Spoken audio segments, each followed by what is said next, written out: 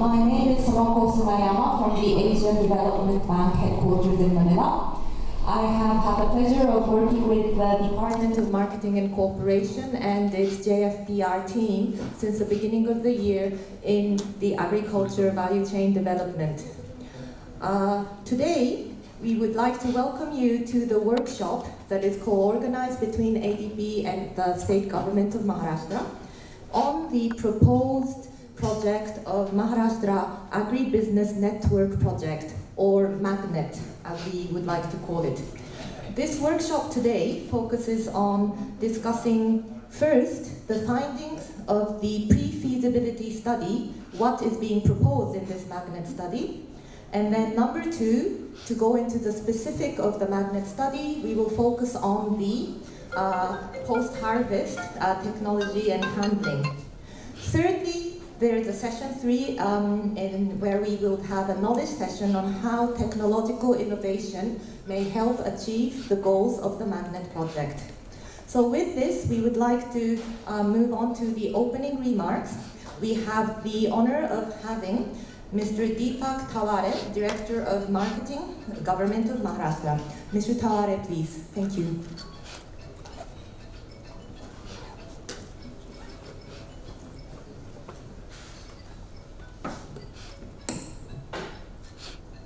Respected Praveen Pardeshi sir, Additional Chief Secretary, Government of Maharashtra, all the officials of the Asian Development Bank, and all the distinguished guests.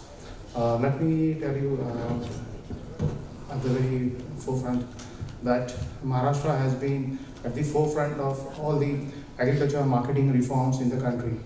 When the 2003 Model Act came into force, Government of India, Maharashtra was the first state to open its gates for the private sector investments by amending its Agriculture Marketing Act and giving in through the provisions of direct marketing for a provision of private markets, contract farming, farmer consumer markets, and all the reforms that were expected by that Model Act.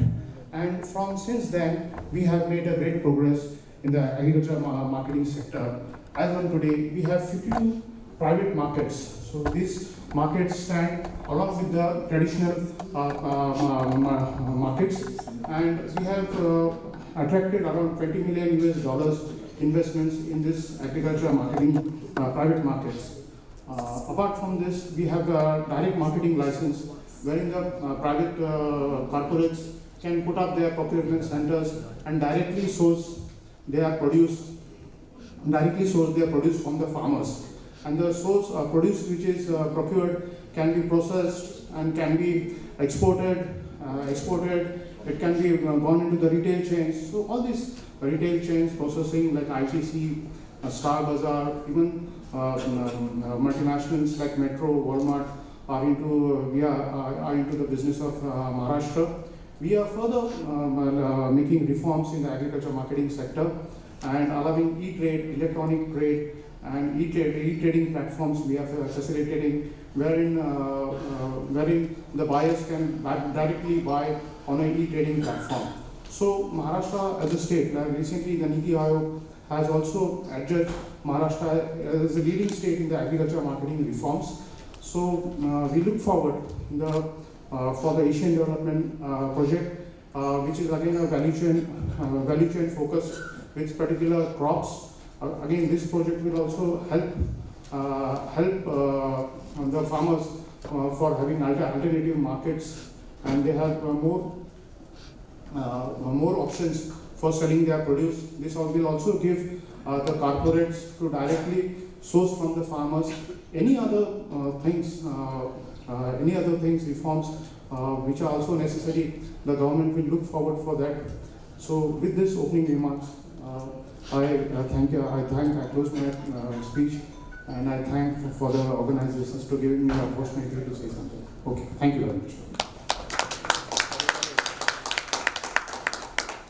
Thank you very much, Mr. Tawde, for setting the context for today's discussion, focusing on the situation of the state and the marketing in particular. Our next speaker is Ms. Mio Oka, Director of Environment, Natural Resources and Agriculture Division, South Asia Department of ADB. Ms. Mio, please.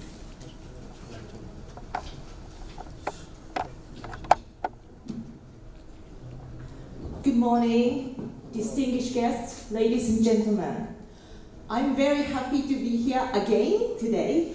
It goes without saying, agriculture sector, more specifically, farmers are very important for both ADB and the state of Maharashtra. As some of you may already know, when ADB was established in 1967, it was called as Agriculture Development Bank. Agriculture played a critical role in reducing poverty in India. But the question now is how agriculture can become an engine of India's economic growth, meaning doubling farmers' income while continuing building farmers' resilience to external shocks. Our answer is that we cannot continue business as usual. As one of ADB's attempts to effectively respond to our clients' emerging needs, ADB launched our new long-term strategy, Strategy 2030, in July this year. Under the strategy, ADB renewed its commitment to promote rural development and food security. But this time, ADB will give more attention to countries' efforts to improve market connectivity and agriculture value chain linkages. This is to increase commercial agriculture productivity, reduce post-harvest loss, to boost farm and non-farm incomes by promoting the adoption of advanced technologies and climate-smart agricultural practices. This is what we like to focus in the state of Maharashtra. And we will help farmers to double their income through a $1 billion package of 3 key projects. As the first project, ADB engaged Deloitte to undertake a mapping study for agribusiness industry and value chain players in the state of Maharashtra. You will hear from them today, but they identified key crops, key geographical areas, and key players, farmers, FPOs, and the private marketing companies to participate in our Maharashtra Agri Business Network project, what we call Magnet. Magnet will focus FPCs, post-harvest practices, and high technology. ADB will soon launch a technical assistant to formalize a project that will be at the scale of about $100 million. The second project is about market connectivity. In parallel to the mapping study, together with the Maharashtra Rural Road Development Association, ADB prepared the Maharashtra Rural Connectivity Improvement Project with initial amount of $200 million and additional $300 million to follow. The project is scheduled to be approved in the second quarter next year, and this will develop at least 2,700 kilometers of rural roads. The third one assists production efficiency through an introduction of solar irrigation project. Maharashtra Rural High Voltage Distribution System project with 350 million from ADB financing will improve and modernize rural distribution network. This will certainly help rural industries. The project will also promote efficient use of water and saving of electricity through drip irrigation and the use of solar pump sets in remote areas. This should improve agriculture production and its efficiency. Let me go back to talk about today's workshop. As Sonoko already mentioned, it will focus on our first project, Magnet. This workshop is our first step to formalize the project. In the morning session, the Deloitte team will present findings from the mapping study. In the afternoon sessions, we engaged renowned experts of post-harvest technology and also practitioners of technological innovation. They have agreed to share their global knowledge and the latest, most updated knowledge with you. I'm eager to learn from them, but at the same time, I'm very pleased and I'm interested in hearing from your views and experiences. In concluding, for agriculture to enable a prosperous, inclusive, and resilient Maharashtra while sustaining poverty reduction, I wish fruitful discussions today. Thank you. Thank you very much, Ms. Miyaoka, for outlining the strategy of ADB, plus the more immediate steps that ADB is aspiring to achieve in the state of Maharashtra. Next, we have the privilege of having the keynote address with Mr. Praveen Pardeshi, Honorable Additional Chief Secretary to the Honorable Chief Minister, Government of Maharashtra. Mr. Pardeshi, please. Thank you.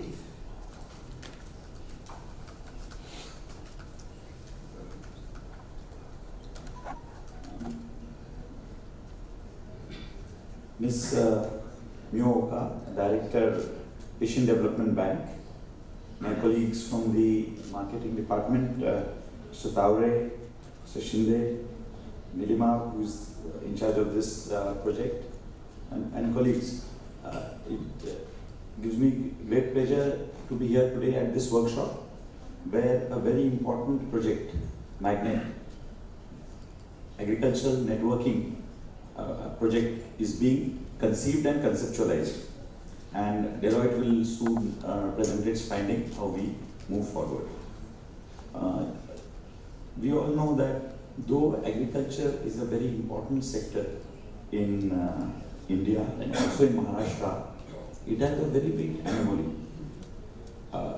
For example, in Maharashtra, which is a very industrialized state, agriculture only contributes 16% to the GDP, but it employs 45 to 46% of the people.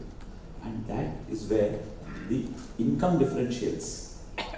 Because if 46% of the people earn 16% of the state GDP, then people living in agriculture are much poorer, having much lesser incomes and wages compared to the services and manufacturing sector. And this is where both agricultural distress and the political stability is at stake. I remember the ambassador to our Consul General from Japan had mentioned that, and as Mio was mentioning, that more than any other development, agricultural development is the key for social harmony, other than for simply economic growth. Economic growth is important, but without social harmony, we cannot move forward. So in this context, this project is very, very timely. Maharashtra is mostly a dryland agricultural region. Only 18 to 20% of our gross cropped area is irrigated. Means 75 to 80% area is still dependent on kharif and rain-fed agriculture. Because of this, the climate resilience is at stake. That is, the shocks to agriculture from fluctuating monsoons and changing climate is much higher. There is no insulation as in northwest India, where in Punjab, Haryana and UP, almost 100% cropped area is irrigated. So there is a huge insulation against fluctuation of rainfall and therefore against the climate change. The way in which the climate change is being modeled to impact India and in particular Maharashtra is that the total rainfall will not decline. What will happen is the number of rainy days will decline, and we have seen this over the last 5 days. While total rainfall remains same across 4 or 5 years, it is in fewer days, which means intense rainfall is there. So they need to store water and use it judiciously across the growing season is one of the main aspects of climate resilience for agriculture in Maharashtra. And what we have seen is large dams, even if they are built, only are able to provide 18 to 20% irrigated area. So we have to change the strategy. So in this context, Maharashtra government itself has changed the strategy over the last 4 years and gone for decentralized water harvesting structures under the very famous Jal Yug Shivar. So out of the 48,000 villages that Maharashtra has, roughly 20 to 25,000 villages in Marathwada, central Maharashtra, in the rain shadow area are facing recurrent drought and recurrent impact of this changing monsoon patterns, which is a result of climate change. So in these villages, we have gone for decentralized water harvesting, which has led to almost 16,000 villages being drought proofed. Why am I saying this in the context of the Asian Development Bank project? What we found is in the last 3 years, it's very exciting and yet sobering. The rainfall has been 94%, 86% and 74%. That is 10 to 15% below the average. But agricultural production has not fallen. In fact, in 15-16, agricultural production increased by about 21%. On the back of -8% in the previous two years. So despite rainfall being fluctuating, agricultural production has grown. So we should all assume that the farmers will be very happy. But it's the very opposite. When we had record production of tur, which is a dryland crop, and record production of soybeans, and record production of cotton. See, Maharashtra is divided into two basic zones. One is the irrigated crops, which is horticulture, sugarcane, and the non-irrigated crops, cotton, soybeans, and tur, pulses. So these are the crops which grew. So we should be very happy that the dryland farmer, the poorest farmer, has gained. But they were in distress because the prices declined and they could not store the grains. And in fact, instead of gaining from high agricultural production, they faced income losses, which is the very opposite of our Honorable Prime Minister's vision of doubling farm income. That's why both our Chief Minister, this government, and of course with the help of ADB, the aim of realizing the doubling of farm income is, of course, because to increase production, but that is only step one. And to a great extent, Maharashtra has achieved a lot of that. The second stage is market linkages.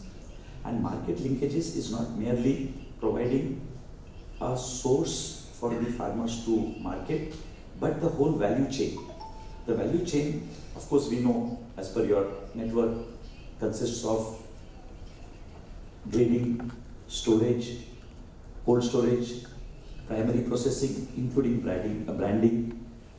And this is not possible because we have more than 15 million farmers who are being accessed by a few 100,000 traders. So there is an imbalance of marketing power. The traders have disproportionately large power to fix the prices, while the farmers, being large in numbers, cannot play with the market in terms of holding the crop to allow the prices to climb up. So a disproportionate large share in Maharashtra of this crop income is taken not by the farmers, but is being taken by the traders in the intermediate section. How do we change this? We change this by giving a larger share to the farmers in the agricultural value chain. But for that, investment is not there. So this project comes at the right time. We are looking at two steps. Some of the work which was done with both the World Bank and your bank and the government, state government, is to create market power for farmers by aggregating them. You know, whether it's US or UK, and I think even in Japan. There is another reason why farmers have market power. There are few farmers producing most of the agricultural production. In Maharashtra and in India, there are a large number of farmers producing a small share of the total output. So how do we change this? We change this by having the farmers producers groups where we can aggregate farmers in large homogeneous crop and value-added chains. So this part has been largely achieved by Maharashtra Agricultural Competitiveness Project, which was partly funded by the bank, and large number of FPOs exist. But these FPOs are still not viable because the agri-processing sector has not been connected to the large corporates. The agri-processing sector is still working with very, very small players, and their share in the value addition is very small. So in the last 4 years, our Chief Minister has been working with both World Economic Forum, with the ADB, the World Bank, to look at, on one side, the large corporates. For example, there's a very big corporate from Japan, Kogame, which has been working with tomatoes grown in Nasik and working with the FPOs to directly market so that a larger share of the final price goes to the farmers. And that is working. Now we need to take it to scale, increase the scale, where we can impact not a few thousand farmers, but at least 2 to 3 million farmers, and then move on to 5 million farmers, which is so to do this, again, this ADB project comes at the right time. I think that in parallel, we are also working with the World Bank, and I would like to request you to connect to that project so that the two projects work in tandem. The SMART project, which is the State of Maharashtra Agri-Business project, whose team is right now in Maharashtra, is looking at the 600 to 700 FPOs, looking at the large corporates, from Amazon to the Mahindras, the Reliance retail, and finding out how these FPOs can connect and market to these large corporates, and what is the investment necessary today in the FPOs and farmers to make their product directly marketable to these FPOs. So this is one part of it. ADB also can come in to fill the gap in this value-added chain from the farmers end. And to that extent, this project will be really very valuable to go to the ultimate purpose, which is to double farmers' income. Just by merely increasing agricultural productivity, we haven't realized that, as we have seen. We have ended up increasing incomes of non-farmers who are in the intermediate and not so much the farmers. This project will really work at the point from the farmers producers groups, straight away to the corporates. So I wish the very best to this workshop. I also hope that, as I was talking to Nirima, that we should work very quickly with the Department of Economic Affairs to get this project approved, so that just like your ADB road project, for the ADB road project, we have a very good go ahead, and I really want to thank the Asian Development Bank and Mio in particular. She has been so enthusiastic, even more enthusiastic than many of us have been. So, I mean, just like the dress she's wearing, she's, I think, much more Indian than from India. So, we need to get with the DA to quickly sanction this project and get prior approval to spend the money upfront. Because next year, there are lots of elections, and we don't want this project to get entangled with the code of conduct and all that. So one of the things that I will also speak to Mr. Hare is that we can get the in principle approval of DA, and DPR can be submitted, and Mr. Tawde and MSMB can work very closely so that you can agree to items which can be retroactively financed. So those which you agree and the process that you agree, we need not wait for the formal approval of the ADB. We put the money in the state budget. Begin those activities as it is. We are very late because of the last marketing project didn't succeed, and we have learned those lessons that it was too much supply driven. We just decided where to put the godowns because we had land there. Nobody came to that land. Now we say no. Let Jain Irrigation, let the big corporates decide where they feel there is a marketing opportunity, and we will stand behind the farmers to support that opportunity, the reverse way. So in this process, I think that we should go for retroactive financing very quickly by January, if we can meet the timeline. No, not for your approval, that I know is too fast. For in principle minutes of the meeting, where you approve certain sets of activities, which if the marketing board and our director marketing undertake, then post the approval of the project, you could retroactively fund them. So this is an in principle approval to certain types of activities and the process underlying.